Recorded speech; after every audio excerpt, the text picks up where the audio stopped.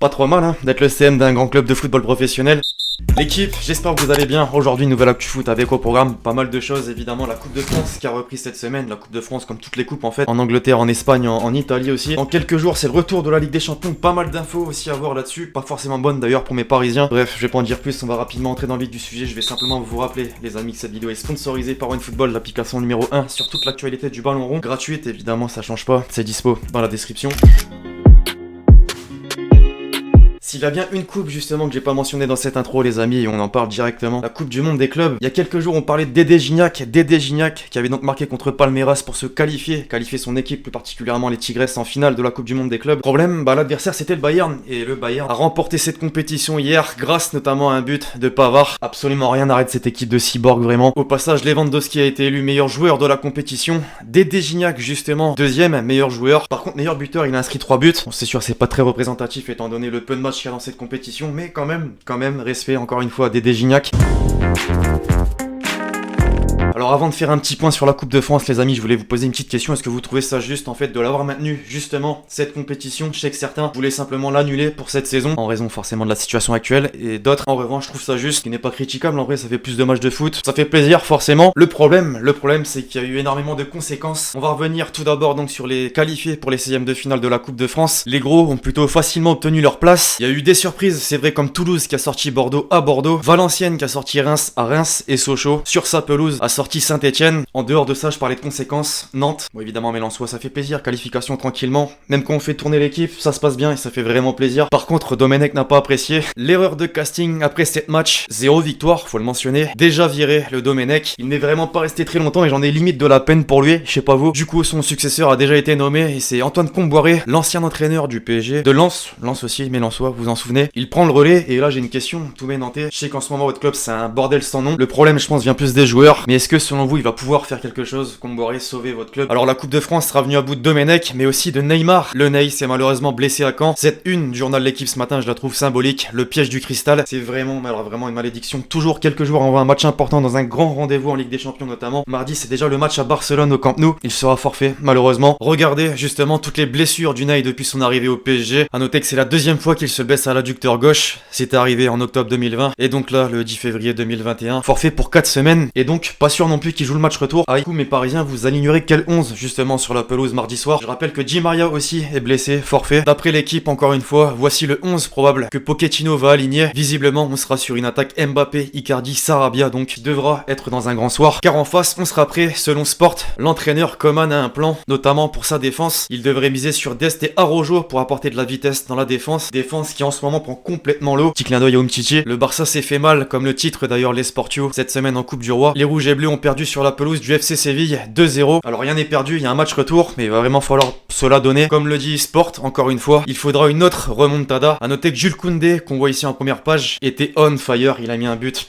Incroyable, normalement vous l'avez vu. Pour ceux qui ne l'ont pas vu, je vais le mettre dans cette vidéo par la suite. En attendant, et en championnat aussi surtout, il y avait de la Ligue 1 en début de semaine. Zizou peut souffler, le Real a pris 3 points. 3 Français aussi mis en avant par Marca. Varane, Mendy, KB9. En ce moment, ils portent un peu cette équipe, du moins ils sont en grande forme. Le Real a donc pris provisoirement la 2e place de la Liga. L'Atlético de son côté a été tenu en échec sur sa pelouse par le Celta Vigo, mais l'Atlético tient toujours largement les rênes avec 2 matchs en retard. Je pense que le championnat est plié, en vrai. Direction l'Angleterre, à présent avec la FA Cup, il y avait de belles affiches, comme Manchester United qui recevait West Ham dans une très belle forme actuellement. Ça n'a pas suffi dans la difficulté, les Red Devils en prolongation sont allés chercher la victoire. McTominay a inscrit le seul et unique but de la rencontre. Il y avait un autre match complètement fou qui s'est aussi joué dans les prolongations. Everton-Tottenham, le score en dit long, 5 buts à 4.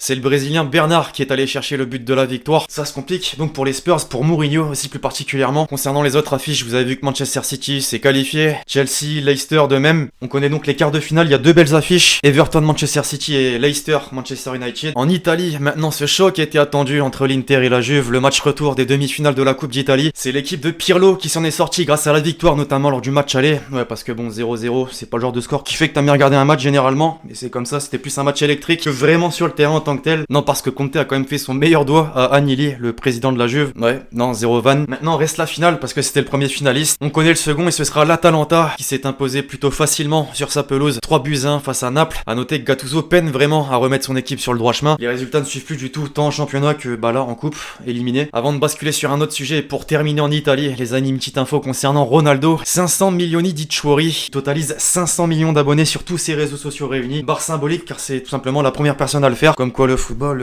est oui le meilleur des sports. Enfin, les amis, je voulais qu'on revienne sur cette une du journal de l'équipe et plus particulièrement sur cette nouvelle Ligue des Champions, entre guillemets, que l'UEFA compte mettre en place pour 2024. C'est évident, encore une fois, on cherche des moyens tout simplement pour essayer de gagner plus, tout en gardant tout de même un format cohérent. Voilà ce qu'il propose, 36 équipes contre 32 actuellement. La fin des groupes, donc place désormais à un classement. Les 8 premiers se qualifient, les 16 suivants jouent des barrages pour aller en 8ème. 10 matchs par club, augmentant donc forcément les revenus. Ce qui veut dire, avec cette formule, que la Ligue 1 pourrait potentiellement prétendre à 4 participants par édition. Les 3 premiers qualifiés directement, le 4ème passerait par un 3ème tour préliminaire. La condition, en revanche, c'est que la France reste 5ème au classement UEFA et qu'elle ne recule pas, logique. Alors vous en pensez quoi? Dites-moi un peu dans les commentaires.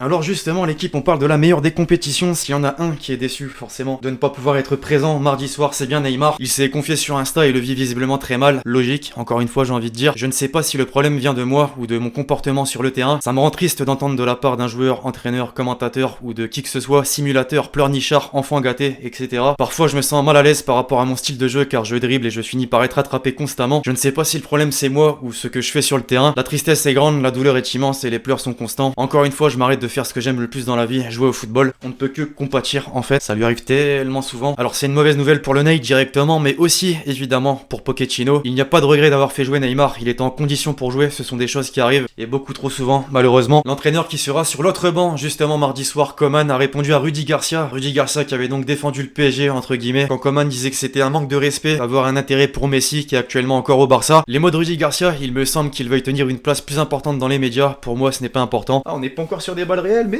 on s'en approche quand même. Indirectement, on a parlé de Mercato avec ses différentes réponses d'entraîneurs. Cette fois-ci, Rummenigge, le président du Bayern, a évoqué un intérêt pas des moindres, les amis. Pour le moment, nous n'avons pas l'intention de signer Salah, mais ce serait certainement un honneur de l'avoir. Salah, Bayern compatible, vous pensez? Une décla maintenant qui a dû faire sourire un certain Théo Hernandez. D'ailleurs, les amis, petite question. Est-ce que vous pensez qu'il doit être pris en équipe de France? Dans tous les cas, ses performances ne passent pas inaperçues, notamment aux yeux d'un certain Maldini. Maldini, effectivement, je pense qu'il doit être programmé pour être titulaire en équipe de France. Ça tombe bien. Il doit vouloir être l'un des 3 meilleurs défenseurs du monde. Si la légende le dit, je pense qu'on ne peut que être d'accord. Enfin, un petit mot sur Ziyech, petit clin d'œil à mes Marocains. Sur son état de forme, donc plus particulièrement, vous n'avez pas encore vu le vrai Ziyech, mais ne vous inquiétez pas, il est en route. C'est vrai qu'on n'a pas encore revu le Ziyech de l'Ajax, et ça manque beaucoup à Chelsea notamment. Second poteau,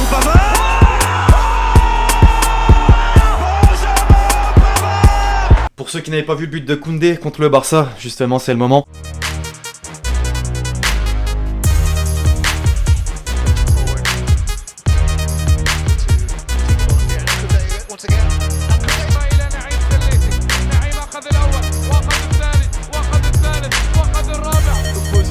La remise avec le contrôle de réseau. Il est bon. Super, bon pivot.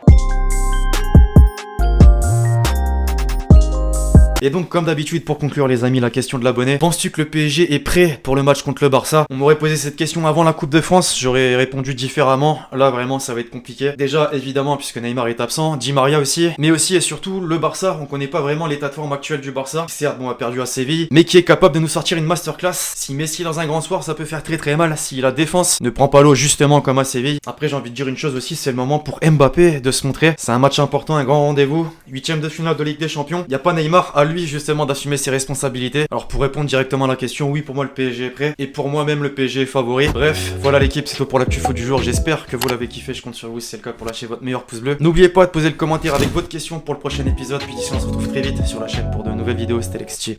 Ciao ciao.